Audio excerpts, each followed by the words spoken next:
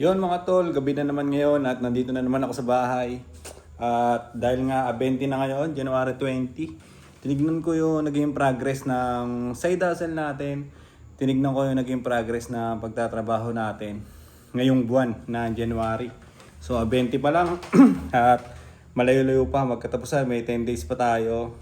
'Di ba? Gawa nga ng may side hustle tayo. So kahit pa paano, mayroong pumapasok na income sa atin. So nakita ko yung progress natin ay medyo naging okay. Yan.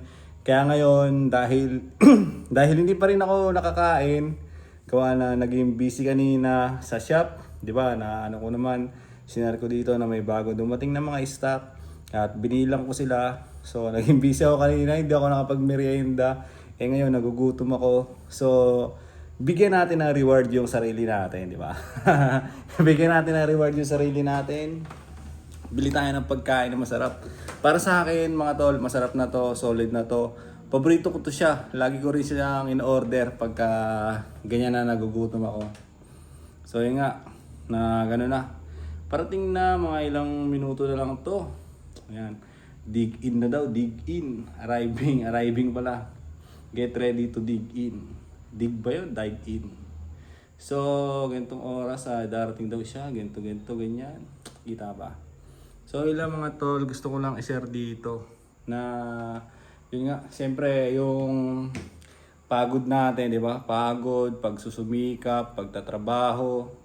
So, kailangan yung sarili natin, bibigyan din natin ng reward, di ba? Kahit pa paano. Bigyan natin ng reward yung sarili natin para alam natin sa atin mismo na yung ginagawa natin ay nagkakaroon ng progress, di ba? Para ginaganahan ka rin kahit pa paano. Ako, ganyan lang yung bisyo ko, pagkain lang talaga. Hindi ako mabili sa mga gamit, mga damit, mga sapatos, ganyan, kung ano-ano man. Hindi ako mabili sa mga ganon.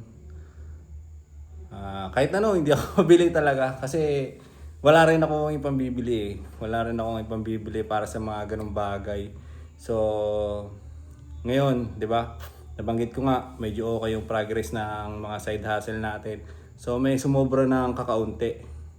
Kaya yung kakaunti na 'yon, kukurutan natin, 'di ba? Kurutan natin, kain tayo ng masarap para maramdaman natin sa sarili natin na ano, 'di ba? Merong progress at hindi rin naman tayo talagang sobrang nagtitipid para sa pagkain, 'di ba? Nababanggit ko nga sa inyo minsan pag umorder ako, 'di ba, sa labas. Gusto ko dalawa yung ulam, ganyan. May kanin, di ba? Kung minsan dalawang kanin, dalawang ulam yung in-order ko. So, para sa akin kasi ang pagkain is gasolina, di ba?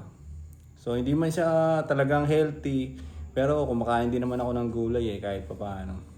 Hindi man siya talaga yung katulad ng sinasabi ng iba, ito yung kainin mo, mababa lang yung calorie nito, ganito, ganyan. Hindi ko na siya hindi ko na siya iniisip na ganun. Pero yun nga, dahil nga yun lang din yung afford natin, di ba? Yun lang yung pinagtsatsagaan natin. So para sa akin ay all goods na yun sa atin ngayon Wala ganun talaga. So yun, ang in-order ko ngayon is Jollibee Chicken Joy, yung isang bucket na 6 na piraso. Siguro kung maubos ko yung 3 piraso ngayon, bukas na yung 3 ulit, panangalian ko. Bibili na lang siguro ako ng kanin sa labas. Tapos may kasama yung spaghetti, yung pang family na mamaya pagka videoan natin. May kasama na spaghetti, yun lang in-order ko. Manok na 6 na piraso, tapos yung spaghetti. So, minsan kasi parang gusto ko rin kumain ng spaghetti, gawa ng favorite din natin yan. Siyempre, kasama yan sa bucket list natin, yung spaghetti. So, yun, re-reward na lang natin yung sarili natin ngayon. At gusto ko rin makipagkwentuhan sa inyo, di ba? Para hindi sayang yung natin, oras natin dito ba. At least, dahil sa pag-video ko na ganito, ayan na naman, meron na naman tayo na record, di ba?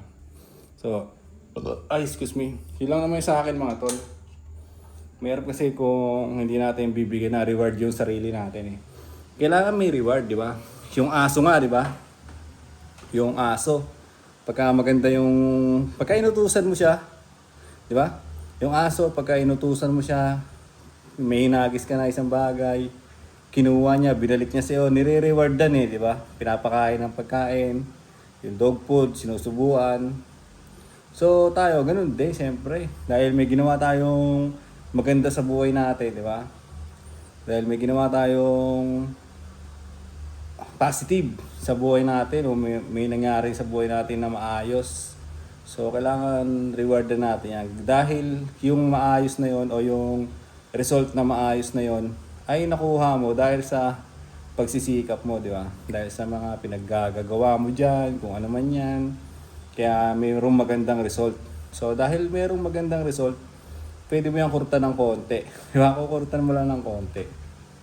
Yung iba nga, pag talagang sobrang maganda ang result, di ba? Ng progress nila, nung ginagawa nilang business, ay nagta-travel sila abroad, di ba? Nagta-travel sila abroad para makakita ng ibang opportunity sa abroad o makakita ng ibang business na pwedeng dalhin sa Pilipinas. Di ba? May mga ganong tao. So tayo, yun lang, reward lang ng maliit. Magkano lang naman yun? 849 yata o 869. Basta nasa ganun something lang yung binayaran ko sa GCash kanina. So yun, di naman na siguro ganoon kabigatan yun, di ba? Gawa ng 500 naman yung sweldo ko sa isang araw. Tapos mayroon akong mga ginagawa na side hustle. So parang kaya niya naman tapalan siguro yun. Gawa nang yun nga, dahil tuloy-tuloy yung ginagawa kong side hustle, yun, medyo okay yung naging resulta sa GCash natin. Hindi ko na siguro para ipakita kung magkano yung naging resulta, pero yun, para sa akin, all good siya, positive siya. Kaya ito ngayon, gagastos tayo ng kakaunti. At yung may iba lang ako din, at yung pagpunta namin sa camping o pagpunta namin ng Tanay, yung boss ko, yung gumastos doon. Sila Boss Kelps at yung misis niya si Lay. At yung kapatid ni Lay. Kasi yan nangyari noon, birthday nilang dalawa eh. Birthday ni Lay, saka birthday ng kapatid niya.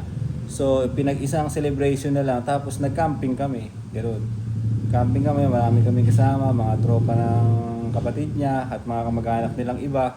Tapos kami mga tauhan ni Lay o tauhan ni Utol, sama na rin kami siyempre. Kasi siyempre hindi naman pwedeng hindi kami sumama dyan, di ba? Kaya nga kailangan minsan yung empleyado mo, i-treat mo rin yan eh, di ba? So ganun yung nangyari doon, ternit niya kami mga empleyado. Kaya napasama tayo doon. At siyempre ako naman, para sa akin, hindi ko napapakawalan yun, di ba? Pagkakataon, makapunta tayo sa bundok. Andiyan na yata yung order natin. Okay, wait lang. So yung mga tol, ito na yung in-order pala natin. Medyo madilim nga lang dito sa pwesto. Pero ito na to, lalantakin na natin to. Yun. Dito naman na. Dumating na, mabilis nga lang siya. Wala man 30 minutes kasi parang kaka-order ko lang nun. Inano ko kasi pinindot ko yung ipaprioritize nila yung order ko eh. Para mabilis, di ba? So yun, ang bilis, nandiyan na kaagad. Gagawin ko ngayon, kakain na muna ako. Siyempre, hindi ko na rin naman siguro para ipakita yung kung paano tayo kumain. Sa akin lang, yun lang, nagkwento lang ako, nag-share lang ako ng thoughts ko para sa ganong usapin na kailangan bigyan mo din na reward yung sarili mo. So tayo, ito na, para sa akin, yan ay reward ko sa sarili ko. Yung iba nga, di ba, Starbucks coffee, yung trip nila. Pero tayo, yan, magbubusog na tayo dyan, gawa na nagugutom na rin talaga ako. At hindi pa ako kumakain. Yung last na panangalian ko lang kanina yung kinain ko. So yan, kain naman tayo. Ito na nga yung spaghetti natin. Tapos yun na yung ano, mainit-init pa siya. So yung mga tol, yun lang muna yung gusto kong i-share para sa vlog-vlog natin. Para ngayong sa ano ba? So yun lang mga tol, yun lang muna yung gusto kong i-share para sa vlog-vlog natin ngayong araw. So yun lang, ganito na itong vlog natin. Bye-bye!